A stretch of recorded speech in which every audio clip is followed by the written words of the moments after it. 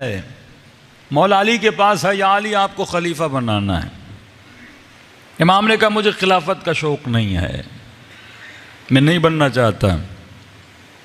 इतना घर में रश हुआ कि तारीख़ लिखती है कि ये खौफ था कि हसन हुसैन क्योंकि छोटे थे, लोगों के पाँवों के नीचे ना आ जाएं, बच्चों को कुछ हो ना जाए। एक तरफ बच्चों को संभाला जा रहा था, यहाँ तक कि मौला अली को धमकियाँ दी गईं कि अगर आप नहीं बनोगे हम ये कर देंगे और वो कर देंगे। इमाम ने एक जुमला कहा, इमाम ने कहा मैं हाकिम बन तो जाऊं पर तुझसे अली की अदालत बर्दाश्त नहीं होगी। वही लोग जो अली की तारीफें करते थे, आप तलहा और जुबैर को कम न समझिए। एक तरह से इनका बहुत बड़ा किरदार है मौला अली को खिलाफत पे लाने पे। नहीं अली का देखो मेरी अदालत तुमसे बर्दाश्त नहीं होगी, अली की सख्ती तुझसे बर्दाश्त नहीं होगी। एक हफ्ता किसी दीनदार आलिम के साथ गुजार के देखिए, बंदा बर्दाश्त नहीं कर पाता। हाँ, क्योंकि जाहिर है वो आपको टोकेगा, ये गलत कर रहे हो, वो गलत कर रहे हो, कि मौलवी ने जीना ही आराम कर दिया है। क्योंकि हमारी ज़िंदगियों में इतनी गलतियां शामिल हो चुकी हैं। हम ड्रामा भी इजी देख लेते हैं, फिल्म भी बड़ी आसानी से देख लेते हैं, वक्फे भी बड़ी आसानी से देख लेते हैं। ज़िंदगी में कोई रुकावट, कोई रोकथाम तो है ही नहीं, क्योंकि वो गौर, वो फोकस हमारा अपनी ज़िंदगी, अपने टाइम, अपने दिनों पे है ही नहीं कि मैं किस जगह पे खुदा को राज़ी कर रहा हूँ और किस जगह पे बंदों को राज़ी कर रहा हूँ। इमाम ने कहा अली की अदालत तुमसे बर्दाश्त नहीं होगी। या अली कैसी अदालत, हम मुसलमान हैं, आप ज़्यादा से ज़्यादा नमाज का हुक्म देंगे, हम पढ़ते हैं, हम ज़कात देते हैं, हम हज करते हैं, और कौन सा ऐब है हमारे अंदर। का ठीक है, मैं फिर भी कह रहा हूँ अली की अदालत तुमसे बर्दाश्त नहीं होगी। खिलाफत पर मौला आ गए। अकाउंटेबिलिटी ऑफ अमीरुल मोमिनीन, सबको जमा किया, कहा मेरा न जाए पिछली खिलाफतों में क्या हुआ था। जिसने जितना माल बनाया है अली को हिसाब किताब कर दे। मिसाल के तौर पे रसूल खुदा दुनिया से गए, जितने मुसलमान थे, किसी का मिसाल दे रहा हूँ तसव्वुरात के लिए, किसी का बैंक बैलेंस 2000, किसी का बैंक बैलेंस 50,000, किसी का बैंक बैलेंस 1 लाख, किसी का बैंक बैलेंस 30,000। अब जब मौला अली खिलाफत पर आए तो वो बैंक बैलेंस करोड़ों में जा चुके थे।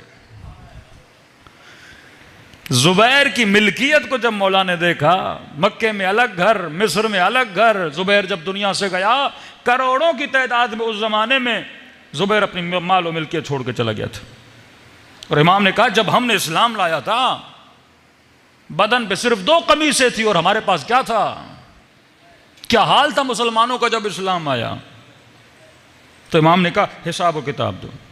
अगर इस हिसाब व किताब के दरमियान किसी ने बैतुल माल से 1 दिरहम भी उठाया है, अली उसके हुलकूम से बाहर निकालेगा।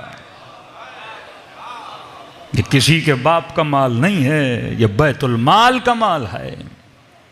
कहने लगे या अली हमने हुकूमत पे लाया, आप ऊपर से हमें गरीब करना चाहते हैं, हमें फकीर करना चाहते हैं। इमाम ने फरमानी मैंने कहा अदालत अली तुमसे बर्दाश्त नहीं होगी। इमाम को मानना और है और उसकी अदालत के नीचे जिंदगी बसर करना ये और है।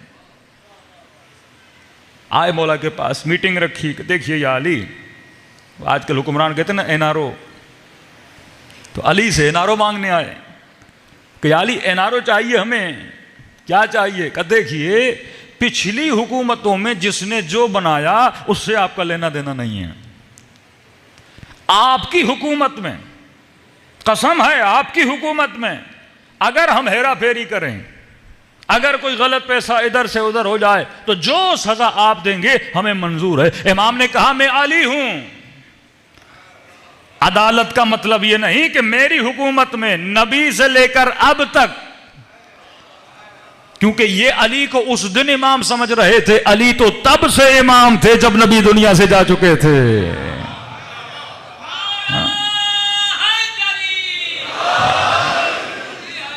का हिसाब व किताब करूंगा।